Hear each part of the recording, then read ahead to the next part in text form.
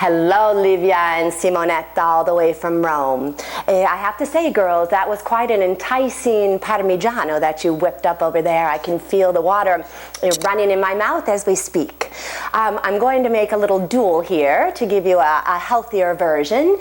First of all, we're going to use zucchini instead of eggplants because eggplants are a nightshade vegetable and they can tend to be a little more acidic than our lovely zucchini. Next, we're going to use some cherry tomatoes, which are very sweet and less acidic than our other tomatoes, and they're in season right now, so they are delicious. Also, we're going to put a little of our caciotta, our goat cheese with a little bit of spice in it. And this because we are macrobiotic and not macroidiotic. And after, last but least, we're going to sprinkle a little goat cheese on top. And in the middle of all this deliciousness, we're going to throw tons of basil.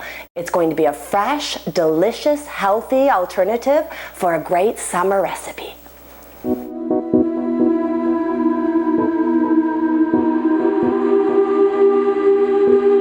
When we're washing our zucchini, it's really good to give each one special attention because some gritty sand and dirt can always remain. We prefer to cut the zucchini in long strips because it's similar to the eggplant parmesan that we are imitating.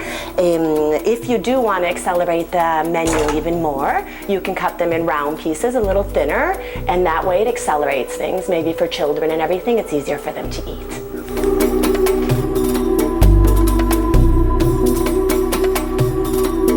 Our first layer of zucchini are ready to be placed under the broiler. We're going to broil them just to get that golden toasty brown. And after that, we can compose the rest of the parmesan. So we've got our zucchini nicely cooking under the broiler. And now we are going to go and cut our cherry tomatoes. We're going to put them in the pan literally for probably 4 minutes, but I will let you know this better as we're cooking it.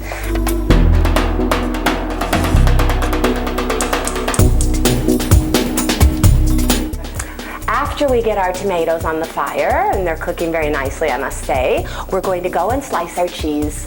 I like to repeat again, in the macrobiotic diet, there is no dairy. However, returning to the macrobiotic and not the macroidiotic, I like to consider everything. It's never beneficial for a mental or physical state to deny itself anything. So let's use our intellect and our beautiful brains, my dearest ones, and a little cheese, goat or sheep, is always to our benefit. As you can see, our tomatoes are perfectly cooked. I didn't touch them at all. I put them in the pan with nothing, of course, and let them cook in their own juice for 4 to 5 minutes. We are ready now to put our zucchini parmigiano together. We've got our nice grilled zucchini, and we haven't grilled them too much, that way they're going to stay crunchy like we said. We've got our tomatoes, which we're going to go and put a little olive oil, salt, and shoyu. Also on our zucchinis, we're going to put a little oil, salt, and shoyu. After, we're going to layer, and you can see while we're making this exactly how it's going to look. Beautiful and so delicious, my friends.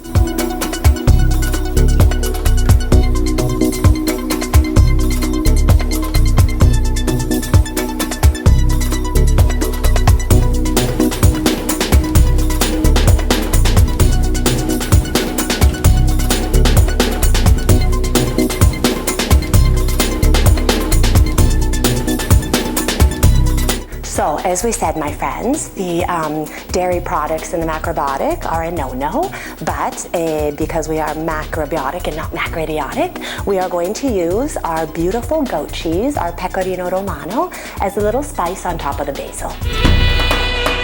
We're putting our second layer on to make it a little more hearty and beautiful and delicious.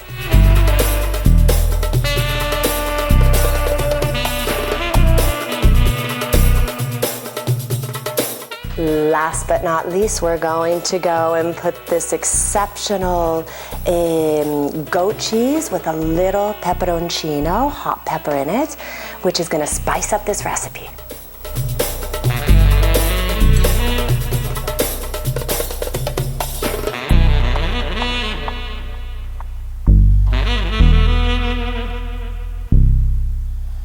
Look how beautiful this composition is even before it's placed in the oven.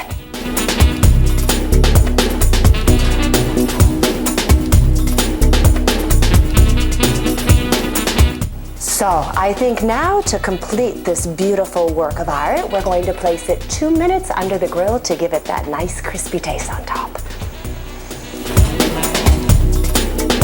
I feel so emotional. Look how beautiful this is. And I cannot wait to sink my teeth into it. It looks so delicious. Have a wonderful, wonderful meal to everybody.